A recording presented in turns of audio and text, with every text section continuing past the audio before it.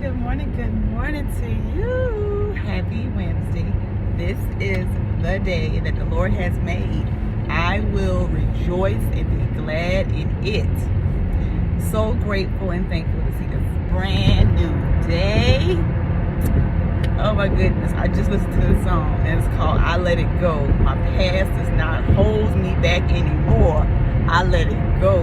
And it's so on point with what I'm about to talk about this morning, because I was listening to a sermon this morning. I forgot what the title was. Something about the brain. Anyway, let me go back to my first thing I want to say.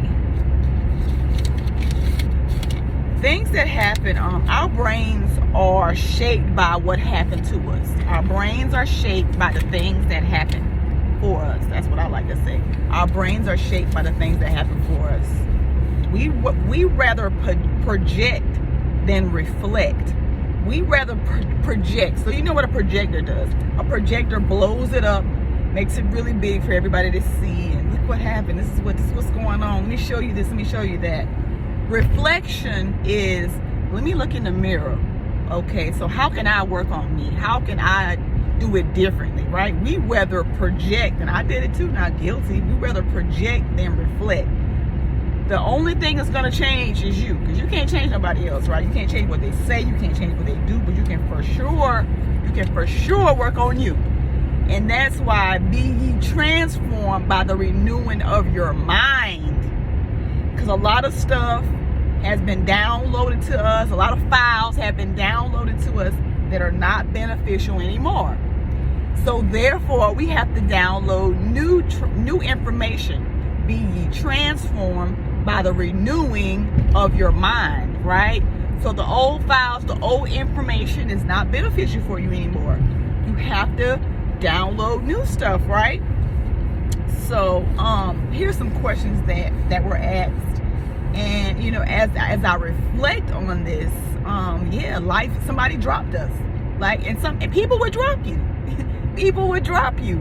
They will. And it's nothing personal. We expect people to be somebody and do things that they don't have the capacity to do, right? So who dropped you? Okay? We are shaped by the things that happen to you.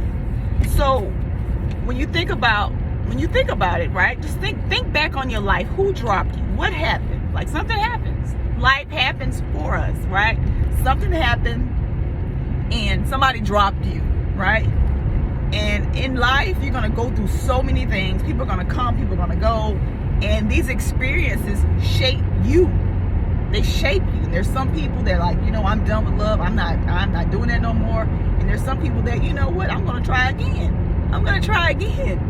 Because you know what, even if your heart breaks, you know that you can make it through it because you made it through it before, right? That's the way I look at it. Even though your heart might break, you might get your heart broken, you know you've made it through before. But you're going through it, you're going through this again with new information, right? And discernment, right? Just pray for discernment, pray the Holy Spirit lead and guide you. And because a lot of times we make these choices that are not good for us. We do these, we pick these people, right? And then they turn out to be exactly who you already saw, right? The flags were there, but we ignored them. In all my relationships, I'm telling you, I saw the flags, but I ignored them because I saw potential, right? I fell in love with the potential of what that person could be. And I honestly, I felt like I was a fixer. I could fix people and I could save them and I could help them. But I'm telling you right now, and I had this conversation last night, you can't change nobody that don't want to change. Change is with them. I can't save people that don't want to be saved. I can't help people that don't want help. That is not my job. That's not my job, and that's not your job. And that's for me. Sometimes I get frustrated because I know I have the skills and I know I have the tools to help someone and they don't want it. And it's like, I'm like, well, why? And you know what? I'm going to tell you this. I'm listening to this book called Shift to a Higher Gear. And in the I think in the second chapter, he shares this story, and I've heard this story before. So I'm gonna tell you the story. The lady was out she was jogging, and an old man was sitting on the porch, and his dog was sitting beside him, and the dog was just crying, howling. She was like, "Sir, you don't hear that?" And he said, "Yeah." He said, "Well, what's wrong with your dog?" He said, he's sitting on a rusty nail. And he said, "Well, why? Why is he? Basically, why is he on that nail? Like, why don't you move him?" He said, "Well, if it's not hurting him that bad, what can I do about it?" Right? If it's not hurting him that bad, the dog sitting on the nail, howling and crying, and won't move. Right? And that's kind of like people sometimes. You want to help them. You see them. They suffering. They're suffering, and they don't have to. But they're choosing to, right? That's kind of like the dog on the nail. The dog sitting on the nail, all the dog got to do is get up. But it won't. Because he don't become comfortable in that pain, in that suffering. Like, this is what we do. We become comfortable in the pain and the suffering, and we think that is all that life has for us, is that pain and suffering. And I'm telling you, in my suffering it was when God showed me so many things. It was like, "Ooh, child, I had to get up out of there." I don't want to continue to suffer. I didn't want to continue to suffer. And that's when I changed. So when I'm talking to people and I'm coaching them and stuff, and I'm seeing if we can go any further, and they don't want to go any further, what can I do? What can I do? I can't make people want the help. I can't make people do the work. And it's really them doing the work. It's not me doing the work. I'm asking some questions that you probably have never even thought of. And it's making you think, it's making you renew your mind. And that's it. That's it. But it's up to you. If it is to be, then it's up to me, right? If it is to be, it's up to you. I can't want nothing more for you than you want for yourself. But some people have become so conditioned to the suffering, they don't even realize that they're suffering. And it's so easy and so evident for me to see, because I've been there, I've done that. I know what it looks like. I know that language. I know the dress code. I know those things because that was me. That was me. I was numb. I suffered so long, I became numb. Like, sometimes you don't even know that you're suffering. You don't even know that there's other options out there for you. You just don't want to change. You don't want to explore nothing new, right? Because new is different. It's like, oh my God, that's different. I don't know what I don't know what the future holds, and I'm scared.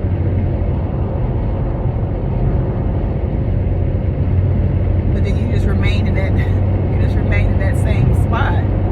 In every year, it can be 2022, but if you don't change your mind, if you don't do nothing with you, you're gonna have the same year every year. Every year you're gonna have the same year. I had the same year for 30, almost 40 some years. I got sick and tired of me. When you get sick and tired of you, I promise you will change. When you get sick and tired of you, that's when you will change. I'm telling you, I was so done with me, y'all. Listen. I was over me. I was like, I got to do it differently. I got to do it differently. And I shared my story yesterday, and I was crying. I'm not apologizing for that. That stuff had to come out, and it will continue to come out as it needs to come out. I don't apologize for that. I also want to add, when it comes to emotions, for me, growing up, I was just told to stop, don't cry. Just I became a stuffer because people didn't know how to comfort me when I was crying. So it's like, don't cry. So then I tell my kids the same thing, right? And it's like, it's not even right. That ain't even right. we doing things that we were taught, and people did their best, but it wasn't right? And so for me, let me tell you, when I learned about this in personal development, and when it came to expressing your emotions and stuff, and so when I was around my mom one time, and she was crying, and I didn't know what to do. I felt so uncomfortable.